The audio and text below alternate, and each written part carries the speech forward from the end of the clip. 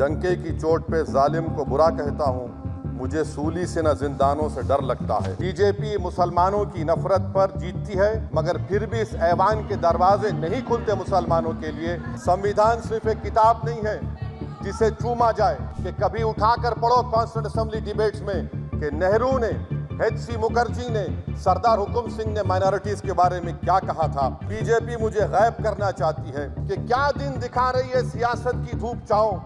जो कल सपूत थे वो कपूतों में आ गए, थे इस कदर अजीम के पैरों में ताज थे, इतने हुए जलील के जूतों में आ गए। शुक्रिया मोहतरम चेयरमैन साहब, आपने मुझे बोलने का मौका दिया। मैं शुरुआत में बताना चाह रहा हूं कि मैं हुकूमत की तरफ से लाए गए इस रेजोल्यूशन की मुखालिफत में बोल रहा हूं और मैंने अमेंडमेंट्स भी दिए हैं प्रेजेंट एड्रेस के लिए। और चेयरमैन साहब, आप उर्दू को जानते हैं, किसी एक शायर ने शायद बरसर इख्तिदार जमात के लिए ये शेर कहा होगा कि उसूल बेचकर मसनद ख़रीदने वालों, निगाह अहले वफ़ा में बहुत हक़ीर हो तुम। वतन का पास तुम्हें था न होगा कभी, कि अपने हिर्स के बंदे हो, बेज़मीर हो तुम। इज़्ज़त नफ्स किसी शख्स की महफूज नहीं, अब तो अपने ही निगहबानों से डर लगता है। डंके की चोट पे जालिम को बुरा कहता हूँ, मुझे सूली से न जिंदानों से डर लगता है। मोहतरम चेयरमैन साहब, मैं आज इन लोगों की तरफ से बोल रहा हूँ जो दिखते तो हैं, जिनके बारे में बात तो होती है मगर उनकी कोई नहीं सुनता। मैं उनके बारे में बोल रहा हूँ जिनके बारे में वज़ीर आज़म मोदी ने कहा था कि घुसपैठी है। मैं उन बेटियों और माओं के बारे में कह रहा हूँ जिनके बारे में मोदी ने कहा कि ज़्यादा बच्चे पैदा करते। मैं उन मासूम नौजवानों के बारे में कह रहा हूँ जिनको मॉब लिंचिंग के ज़रिए मारा जा रहा है। मैं उन बेज़ुबान माँ और बाप के बारे में बोल रहा हूँ जिनकी औलाद आज इस हुकूमत के गलत कानून के चक्कर में जेलों में सड़ रहे हैं।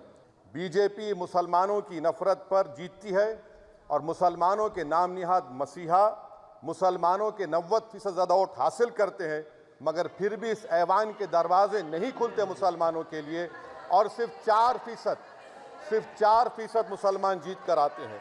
सर, संविधान सिर्फ एक किताब नहीं है जिसे चूमा जाए, संविधान एक किताब नहीं है जिसे दिखाया जाए, संविधान एक सिंबल भी है, मगर संविधान एक हमारे बुजुर्गों के ख्वाबों की किताब है।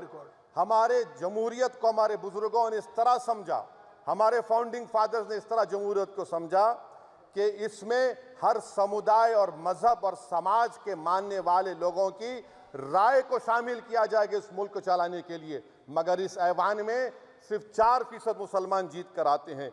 मैं संविधान से जो मोहब्बत के दावे करते हैं उनसे कहूँगा कि कभी उठाकर पढ़ो कॉन्स्टिट्यूंट असेंबली डिबेट्स में कि नेहरू ने, एच.सी. मुखर्जी ने, सरदार हुकुम सिंह ने माइनॉरिटीज़ के बारे में क्या कहा था।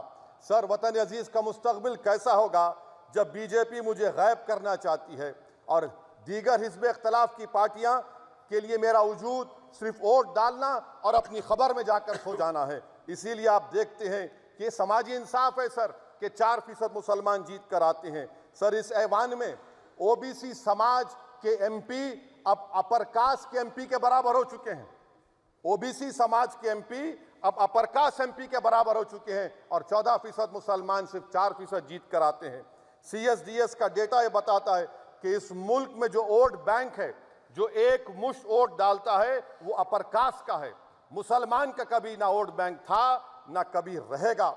सर, 4 जून के बाद 6 मुसलमानों की मॉब लिंचिंग हुई, 11 घरों को मध्य प्रदेश में मोदी के बुलडोजर ने निस्तनाबूद कर दिया। हिमाचल प्रदेश में एक मुसलमान के दुकान को लूट लिया गया और हिज़्ब इख्तिलाफ की पार्टियों की तरफ से सन्नाटा है।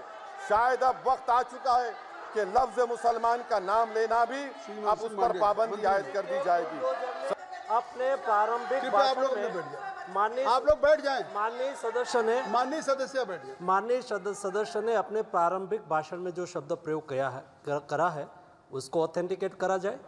और अभी उन्होंने उल्लेख करा कि मोदी के बुलडोजर ने वहाँ मॉब लिंचिंग करा है, उसको भी ऑथेंटिकेट करा जाए। निश्चित तौर से इसको ठीक है। उवैसी साहब, जब भी कोई बात नहीं सर, आप चेयर पर बैठे हैं जी, इसलिए आप मंत्री जी को पेट में दर्द हुआ, माशाल्लाह, शुक्रिया उनका। नहीं, तो सर मैं ये बोल रहा था, जवाबदेही है ये नहीं मंत्री इससे की बुरी जवाब बात क्या है? दीजिए। पेट में दर्द हो सकता है। वो दर्द ये सब ठीक अच्छा, नहीं। दर्द हुआ, चलिए दर्द हुआ, दिल का दर्द हुआ।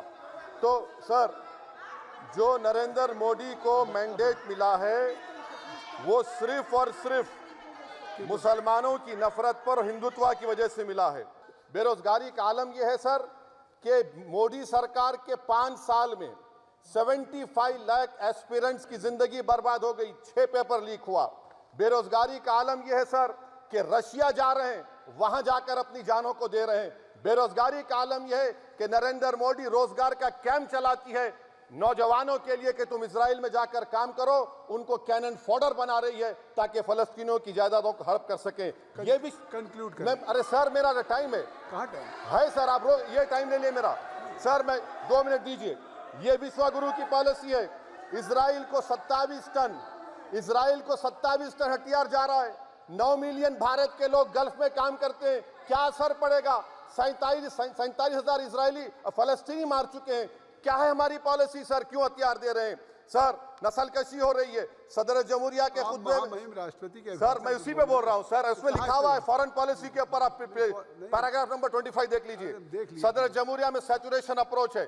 क्यों नहीं मोदी सरकार माइनॉरिटीज को तीनों स्कॉलरशिप को डिमांड करती है सर? उसको आपने बजट कम कर दिया सर। बनारस का बुनकर 18 महीने से मंडी का शिकार है, सूरत और बेंगलुरु जा रहा है सर। आखिरी बात कंक्लूड कर रहा हूं, आखिरी बात सर, पनून केस में निखिल गुप्ता, मोदी ने कहा था कि हम घर में घुसकर मारा, तो निखिल गुप्ता को किसने ऑर्डर दिया था पनून को मारने का? अगर नहीं दिया तो उसको बचाइए, और अगर दिया नहीं तो फिर उस पर पीएमएलए क्यों नहीं लगाते? और सर समाप्त करो। कमेटी बनाई आपने, उसका क्या हुआ? सर हम एससीओ को नहीं जा रहे।